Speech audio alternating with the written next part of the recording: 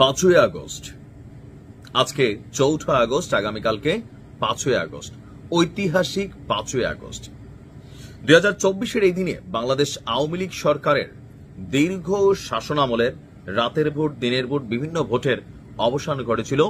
বাংলাদেশের মানুষের মধ্যে একটা বড় অংশ জেগে উঠেছিল।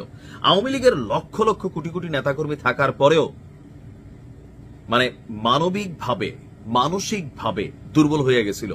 এক শেখ হাসিনার পলায়নে বাংলাদেশে যে আওয়ামী লীগ আছে, মাঝে মাঝে আমাদের দেখতে হয় হেলমেট পরে রাতের আধারে 15 জন একটা মিছিল দিচ্ছে, বৃষ্টির দিনে রাস্তার মধ্যে খালি রাস্তায় হঠাৎ করে একটা মিছিল, অথবা কাক ডাকা ভরে 15-20 জন দৌড়ের উপর মিছিল দিচ্ছে। আমরা বুঝতে পারি এই দেশে আওয়ামী লীগ আছে। কেন আসলে এই পরিণতি হলো? এটার জন্য দীর্ঘ ইতিহাস, অনেক কিছুই ঘটছে, অনেক কিছুই করছে। আর যে কোনো সাম্রাজ্যের পতন হয়, তো পতন থেকে যে শিক্ষণীয় বিষয়গুলো, সেগুলোকে আমরা নিচ্ছি, এই দেশের মানুষ নিচ্ছি না। 1971-এ জামাতের শত বিতর্কিত ভূমিকার পরেও আজ পর্যন্ত জামাতের প্রত্যেকটা কর্মী তারা মনে করে 71 সালে বাংলাদেশ বিরোধিতা জামাতের রাইট ছিল। আওয়ামী লীগ সরকার যাই করছে, যত জুলুম অত্যাচার করছে, আওয়ামী লীগের 98% কর্মীরা মনে করে শেখ হাসিনা সঠিক ছিল, তিনি যা করছেন এটা সঠিক।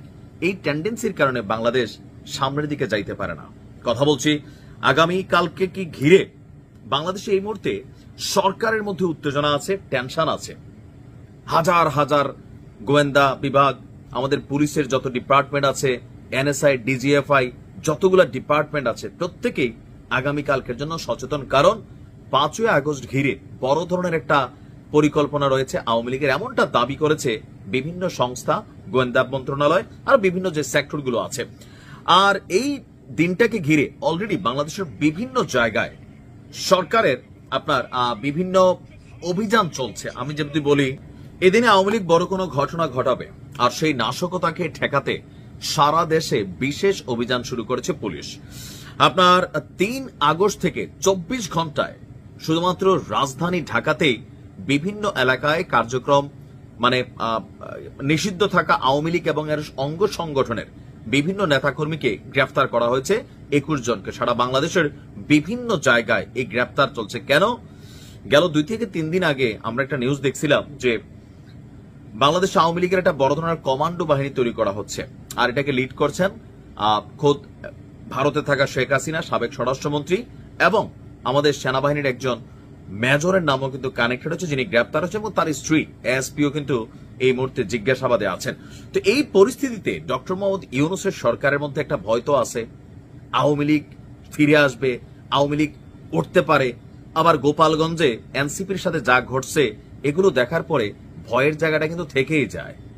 আর সবসময় আওয়ামী লীগ একটা দুঃস্বপ্ন হিসাবে এনসিপি বা ডক্টর মোহাম্মদ ইউনূস সহ যারা আছেন তাদের স্বপ্নে কিন্তু বিরাজমান। আবার শেখ হাসিনার যেই ডাইনি মার্কা ছবি টবি পাবলিক আঁকে, এটি দেখলে এমনি তো ঘুমের মধ্যে অনেকের ভয় লাগে। আর যারা শেখ হাসিনার এই ক্ষমতা থেকে সরাইছে বা বিভিন্ন প্ল্যানিং এ কানেক্টেড ছিল, স্বাভাবিকভাবে তারা হয়তোবা আরো একটু বেশি ভয় পায়। যাই হোক, এই ভয়কে জয় করার জন্য সারা বাংলাদেশে সরকারের বিশেষ অভিযান চলছে এবং চলবে। আগামী 5ই আগস্ট আপনারা জানেন যে জুলাই সনদ ঘোষণা করা হবে, আর এই জুলাই সনদে অনেক কিছু কানেক্ট থাকবে। আর এই জুলাই সনদ ঘোষণাকে বা উপস্থাপনকে কেন্দ্র করে সর্বোচ্চ নিরাপত্তার চাদরে সারা বাংলাদেশকে ঢাকা হচ্ছে। যে কোনো জায়গায় 2 জন, 4 জন, 5 জনের বৈশা মিটিং, গোয়েন্দা তথ্য কিন্তু চলে আসতেছে। এমনকি প্রযুক্তির মাধ্যমেও নজরদারি করা হচ্ছে। বিভিন্ন জায়গায় হোয়াটসঅ্যাপ গ্রুপ, টেলিগ্রাম গ্রুপ, যত রকমের গ্রুপ আছে, ফেসবুক গ্রুপ, সবগুলো কিন্তু নজরদারিতে আছে। কেন? যেন আওয়ামী লীগ কোনোভাবে বড় ধরনের ঘটনা ঘটাইতে না পারে। আমাদের পুলিশের পক্ষ থেকে বলা হচ্ছে, একটি মহল বিশৃঙ্খলা সৃষ্টির চেষ্টা করছে, সেটি মোকাবেলায় ঢাকার বিভিন্ন এলাকায় অভিযান চালাচ্ছে সরকার। আর এছাড়া আরো বিভিন্ন জায়গাতে, যে সারা বাংলাদেশ থেকে ঢাকাতে বিভিন্ন নেতাকর্মীরা ঢুকতে পারে, আওয়ামী লীগের ঢাকাতে একটা বড় ধরনের ঘটনা ঘটাবে, সে আশঙ্কা থেকে কিন্তু এই অভিযান চলমান আছে। এখন আসলে কি আওয়ামী লীগ 5ই আগস্ট কিছু ঘটাবে? আমার ধারণা এই সক্ষমতার এই মুহূর্তে আওয়ামী লীগের নাই। দেখেন, নেতাকর্মী অনেক আছে, সব তলে তলে। তো তলে তলে থেকে বের হওয়ার জন্য সরকার যে হার্ড লাইনে আছে, এটা সাহস করবে না। ঠিক যেই সিস্টেমে আওয়ামী লীগ সবাইকে দামাই রাখছিল, কাছাকাছি সিস্টেম কিন্তু চলতেছে। মনে হয় না খুব বড় কিছু ঘটবে বা আওয়ামী লীগ এই মুহূর্তে এই ধরনের বোকামি করবে। ভালো থাকুন, আসসালামু আলাইকুম।